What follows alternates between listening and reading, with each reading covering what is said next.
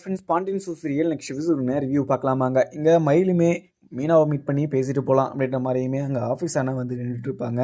அதை பார்த்த மீனாவுமே ரொம்பவே ஷாக்கிங்காக, நீங்கள் எதுக்கு வந்திருக்கீங்க, உங்ககிட்ட எனக்கு பேசுகிறதுக்கு கொஞ்சம் கூட விருப்பமே இல்லை, ஏற்கனவே உங்ககிட்ட பேசுறதுக்கு வீட்டில் என்ன ரொம்பவே பார்த்தீங்கன்னா திட்டிக்கிட்டு இருந்தாங்க, இதுக்கு மேலேயுமே நீங்கள் ஆஃபீஸுக்கு முன்னாடியெல்லாம் நின்றுக்கிட்டு இருக்காதிங்க அப்படின்னு சொல்லிட்டு எங்கள் மீனாவுமே உள்ளே கிளம்பிடுறாங்க.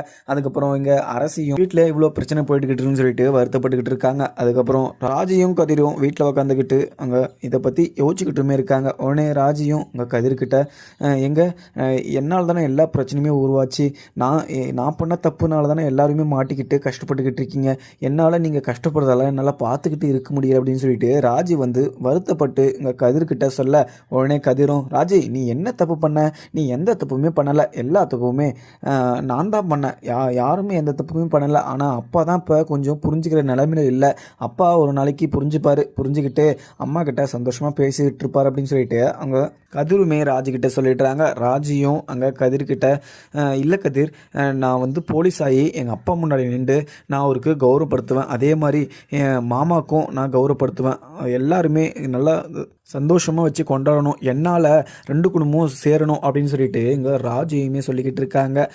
ராஜி என்ன சொல்லிக்கிட்டு இருக்க அப்படின்னு சொல்லிட்டு கதிருமே சொல்கிறாங்க. அதுக்கப்புறம் ராஜியும் இங்கே கதிர், நான் கூடிய சீக்கிரம் போலீஸ் ஆகணும், போலீஸ் எக்ஸாம் வந்து எழுதிட்டேன், ஆனால் இப்போ ஃபிசிக்கல் மட்டும் இருக்குது, அது மட்டும் நான் பாஸ் பண்ணிட்டேன்னா நான் டைரெக்டாக போலீஸ் ஆகிடுவேன், போலீஸ் ஆகிட்டு நான் ஃபஸ்ட்டு பார்த்தீங்கன்னா எங்கள் அப்பா முன்னாடி தான் போய் நிற்பேன், ஏன்னா எங்கள் அப்பாவுக்கு நான் வாக்கு கொடுத்துருக்கேன், அந்த வாக்கை நான் நிறைவேற்றிட்டு அங்கே போய் நின்றுடான், என் மேலே இருக்கிற கோபம், என் மாமா மேலே அத்தை மேலே இருக்கிற கோபம் எல்லாமே பறந்து போய் ரெண்டு குடும்பமும் சேர்ந்துரும் அப்படின்னு சொல்லிட்டு எனக்கு ஒரு நம்பிக்கை இருக்குது, நான் கூடிய சீக்கிரம் இதை நான் முடிச்சுட்டு போலீஸ் ஆகி தான் அவங்க முன்னாடி நிற்பேன் அப்படின்னு சொல்லிட்டு எங்கள் கதிர்கிட்ட சொல்லிக்கிட்டு இருக்காங்க.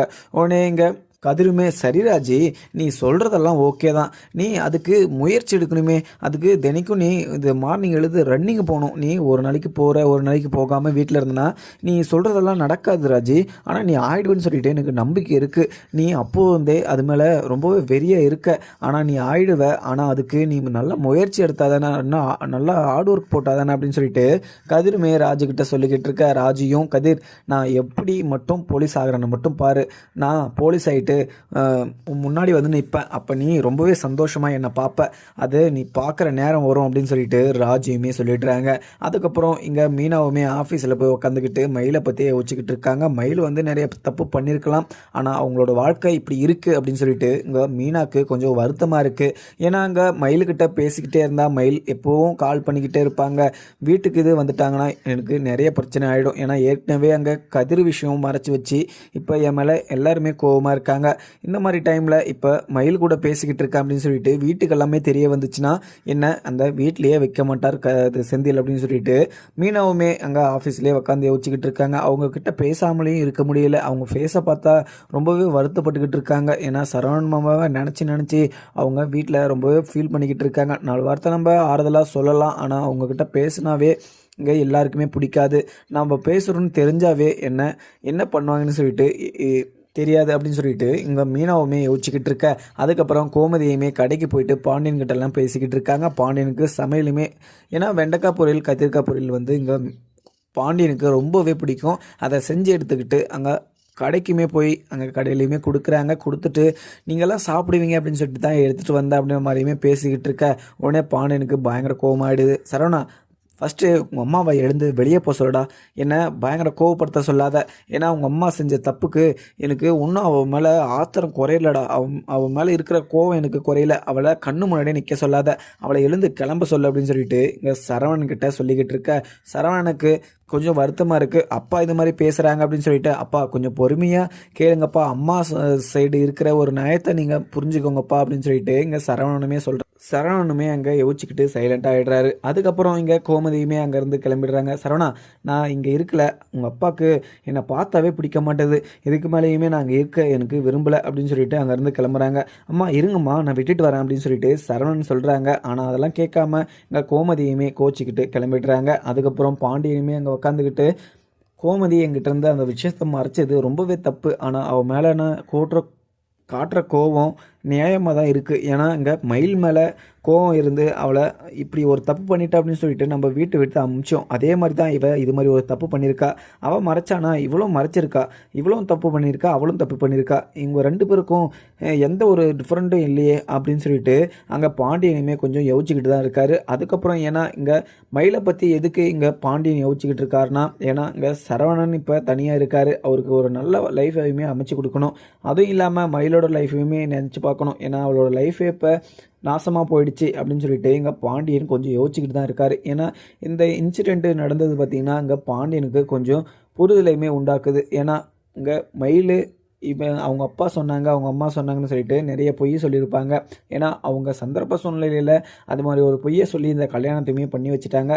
வேறு எந்த தப்புமே பண்ணலை அப்படின்ற ஒரு விஷயத்த இங்கே பாண்டியனுமே யோசிச்சுக்கிட்டு இருக்க.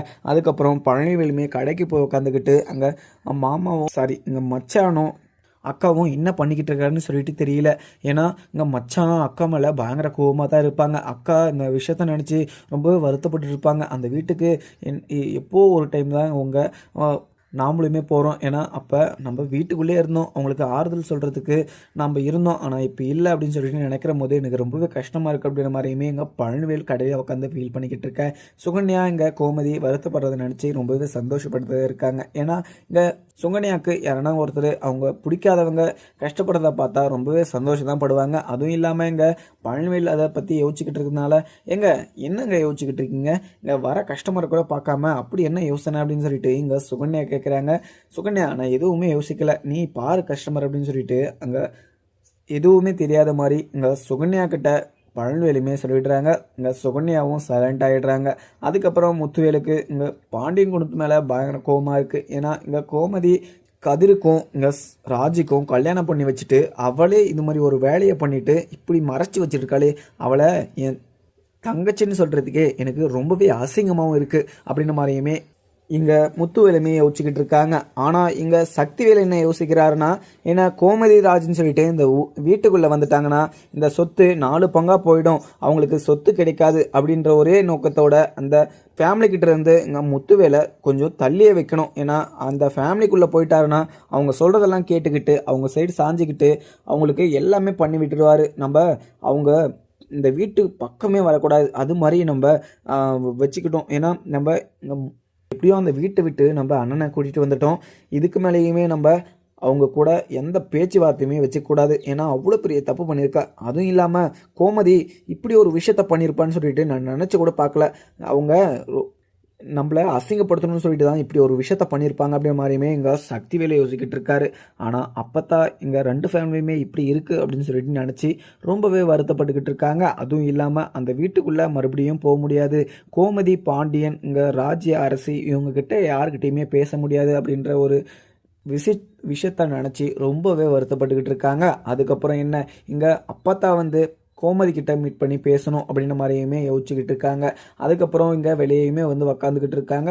அங்கே பாண்டியன் குணத்து முன்னாடி நின்றுக்கிட்டு அவங்கள கஷ்டப்படுறத பார்த்து என்னால் இருக்க முடியல அப்படின்ற மாதிரியுமே இங்கே அப்பத்தாவுமே யோசிச்சுக்கிட்டு இருக்காங்க. அதுக்கப்புறம் பார்க்கலாமாங்க. வீடியோ பிடிச்சிருந்தா லைக் பண்ணுங்கள். Thank you friends.